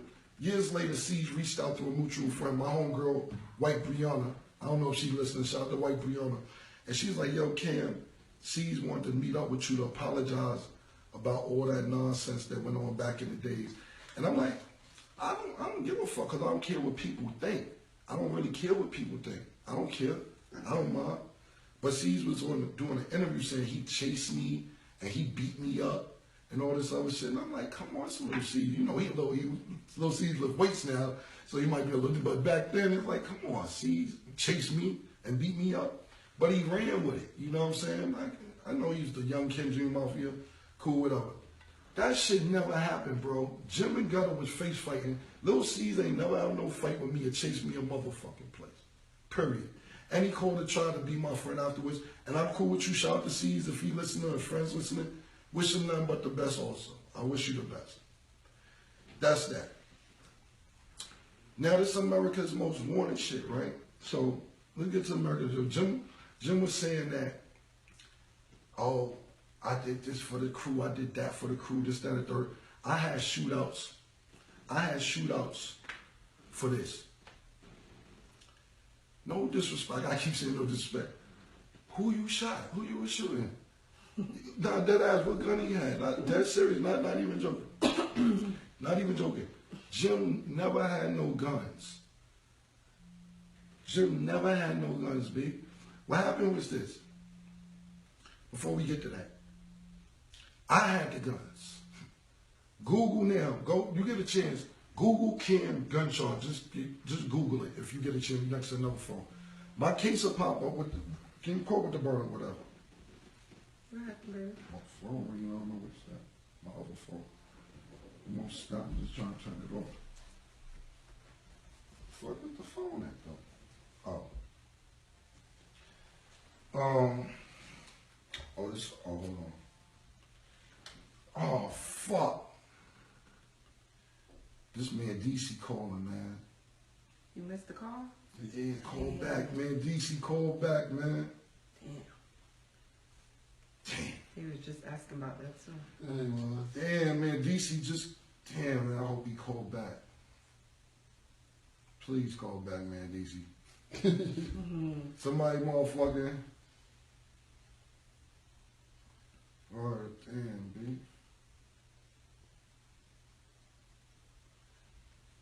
Nigga Clue. Somebody tell DJ Clue too that that I'm on live. Clue texting me talking about I need you on the story show Monday. I need you just out the story. Clue, you know you my nigga. I'm telling my side now, man.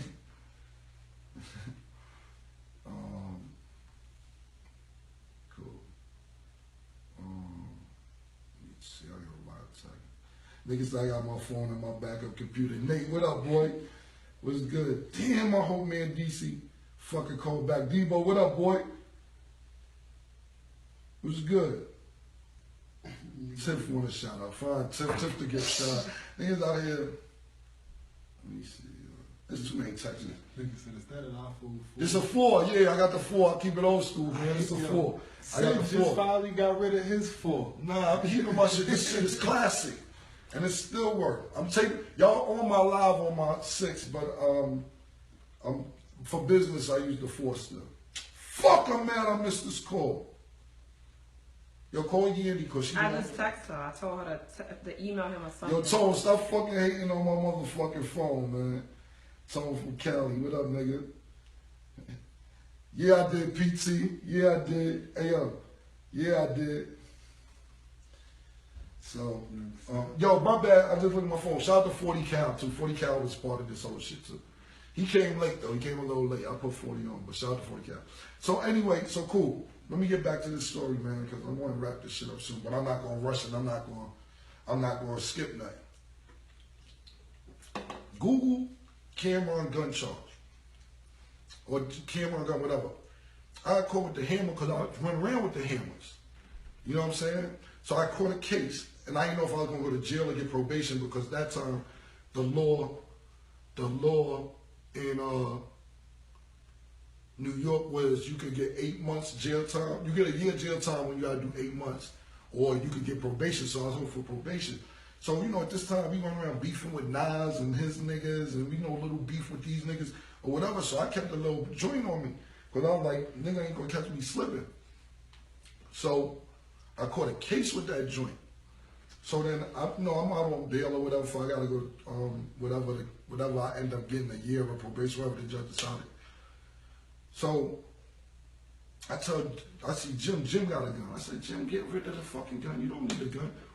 We both don't need cases because who gonna run the company if I gotta go to jail? He's like, yeah, you're right, Flea. But he wasn't never carrying no gun. But Jim is good at, though, is recruiting people who's tough. Jim know how to recruit some tough ass Yandy niggas. said she emailed him. I don't know what this is. Just pick up. I don't know. Yo. Who this? Yo, what up? You on the phone with me? I bet. Say no more. I bet, bro. It's my boy Sack. Said, man, DC gonna call back in he gonna call back in 15 minutes. So so I'm like, yo, I'm gonna turn the Just phone leave it off. out, baby. So if he call, you can. Oh, this is annoying. Oh, here you go. It might be him. Yeah.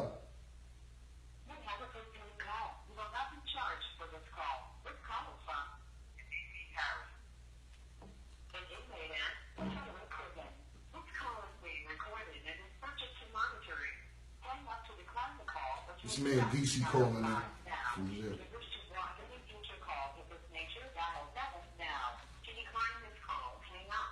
What I need to push? Shit, I ain't hear. Is it 5? Oh, shit. Hello? Let me call you Yandy. Oh my It's God. my fault. I don't want to push the wrong fucking button. I want to. Yandy, well, Yandy.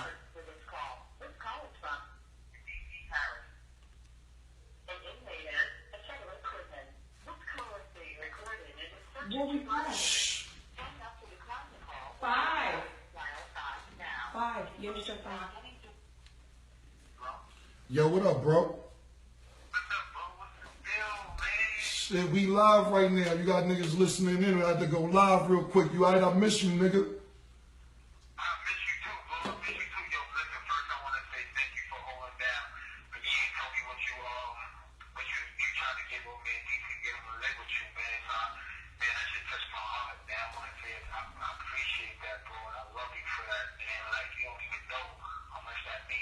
Nah, you already know, bro. You know, everybody ain't, you know, we all end up in different situations, but if I'm able to do for one of my brothers, that ain't about nothing. And if it need to be like that ever again or tomorrow, it's the same situation, man. You know, Your son is my son too, man. I love that nigga.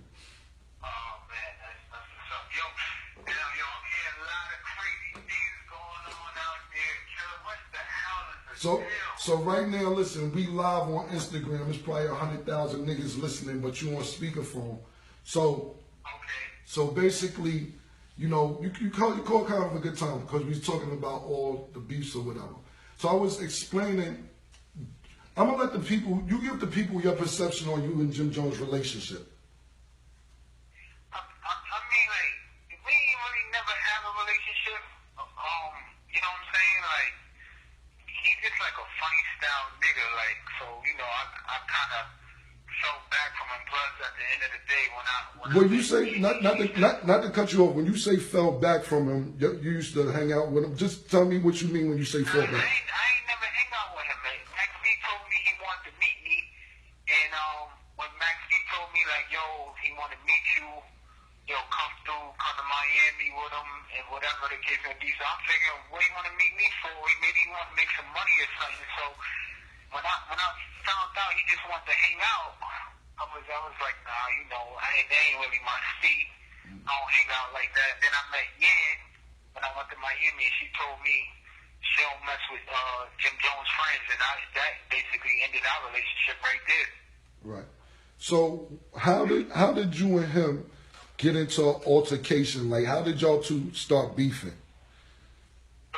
Well, it wasn't really a beef because this was like really one sided, you know. Right. I was the aggressor.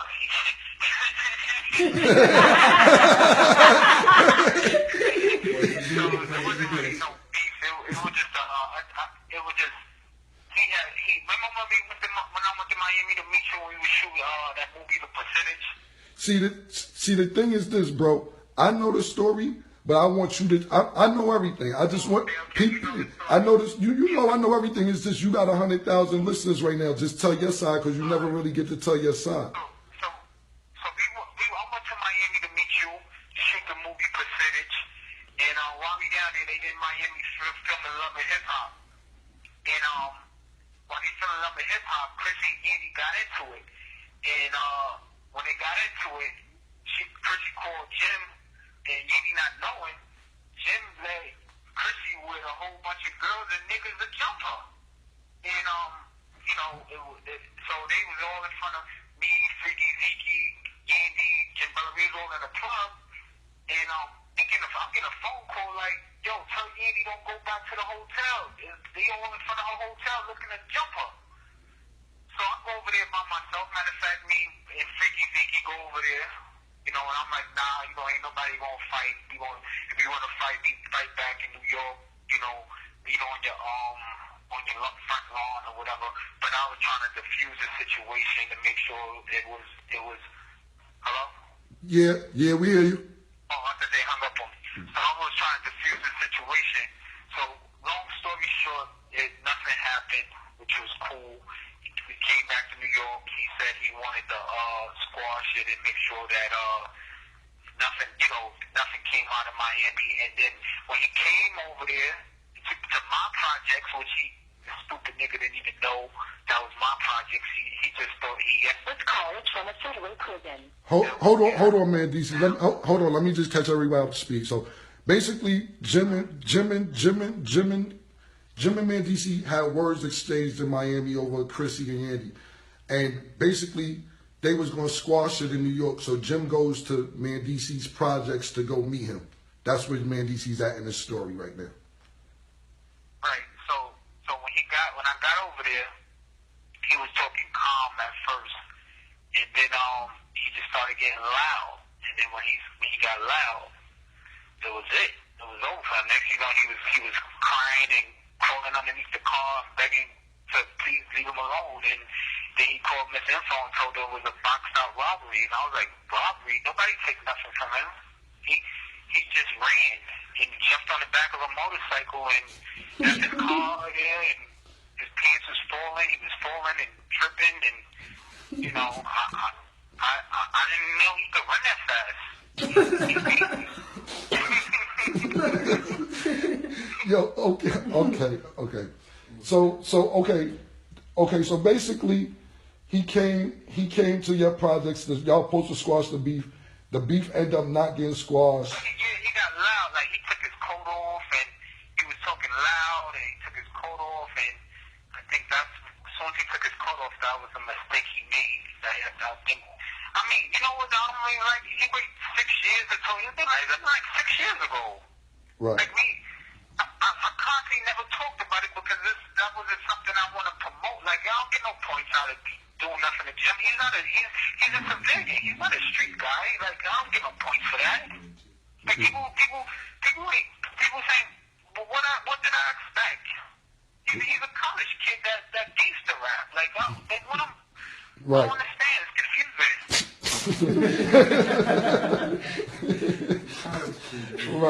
Right. So, okay, y'all got into that altercation.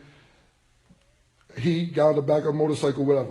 After that happened, okay, so now you and him get into this altercation. Whatever happened, whoever won, you won or he won, whatever. Y'all got beef now. Y'all two niggas got beef after this situation. No, listen, there's no beef. He squashed. No. Listen, no, man, DC, listen. What I'm saying is, I'm telling you story by story. I'm telling step by step. After y'all got into this altercation, what happened the next day or week or whatever? Anybody call my phone and leave him alone and squash it. Like, he ain't got no problems. And, I mean, I was okay with it. I just said, you know, I thought he learned his lesson. I didn't think I need to go any further. Right. So, how did y'all end up squashing the beef with y'all two? He basically sent, I don't know, rest in peace, Eric Vaughn, Zip, and a whole bunch of people, and then D from Rough Riders, on the strength of, you know, my man D from Rough Riders. He, like, basically, talked to them and was just like, I respect D so much, so I took his word. I wouldn't really speak to nobody else, but once my man D comes to me, I was like, I'll leave him alone. I won't bother him no more. I'm sorry. Right. So that's how the beef got squashed with y'all two. Right. Did y'all actually ever meet up to squash the beef, or that was just off the strength of? No, that was it. We never met. Next time I seen him, I was in a mall in a True Religion store. Me and my cousin Dollar, and he just happened to be out there. Next thing you know, he ran out the mall. I ran out the store. Be like, again, why you always running? All right. So basically, y'all niggas never. It was off D from Rough Riders' word that y'all squashed it, but obviously it wasn't squashed because when he seen you in the mall, he took off running. You know what it was? I think he just was waiting for the time to see me when he was like with like 20 people, and maybe if I was like two, and then maybe he probably wanted to, you know, bring me back up or something, but that never happened. So I guess since I kept catching him by himself, so it was squash. Right. Gotcha. Maybe I'm thinking, but now that turned into 6 years, and I thought he clearly forgot about it, but I'm in prison. He wait to come to prison to talk about it. It's very confusing. But you know what? Ash got that videotape too. I told Ian to get that to send that to you because the whole time he was on the couch crying and shit. Ash was taping him.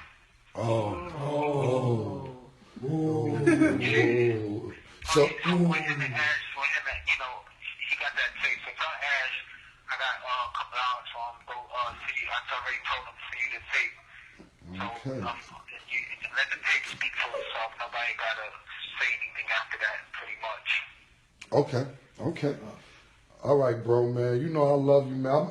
I appreciate you calling me and shit, man. I'm gonna get up there to see you. I'm gonna talk to Yan and figure out what I gotta do to come up there and see you. But she told me now that I know what the number is when you call in, I'm gonna pick up. Yeah, I be seeing it. You know, I'll be because if I don't know the number, I'll be picking up.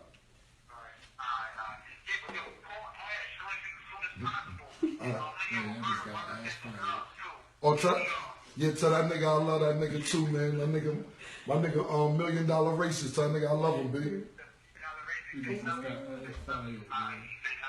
Murder on here, all your Brooklyn niggas. Yo, I got the number. Now that I know you call me whenever. I'm gonna pick up every time, and I'm gonna find out what I gotta do from you and come see you, bro.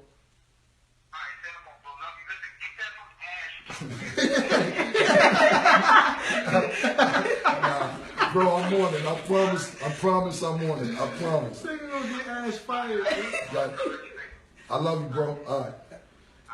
Ash gonna get fired, son. So, damn, I ain't know nigga. Videos? Yeah, that's kind of shit. Damn, that shit threw me off a little bit. Yeah. Shit. So sorry about this. This nigga's, you a sucker, man. This nigga's the street is a sucker, man. He said they got the videotape of that shit. I ain't know niggas tape that shit. Where I was at? So basically, we had me and DC calling because, you know, that was my problem also before me and DC went in. Him and me and DC got to this altercation. Maybe just in case you didn't hear me and DC, they got to an altercation in Miami. They're supposed to come squash it in New York. Jim comes to me and DC's projects to squash it, but they end up arguing it. You know, I'm not gonna go into the details, but it escalated after that because they end up not squashing it. So D from Rough Riders is supposed to squash it between them two. So after that, it's supposed to be no beef. So, you know, cool. I wasn't taking nobody's side. By this time, back to the story. By this time, me and Jim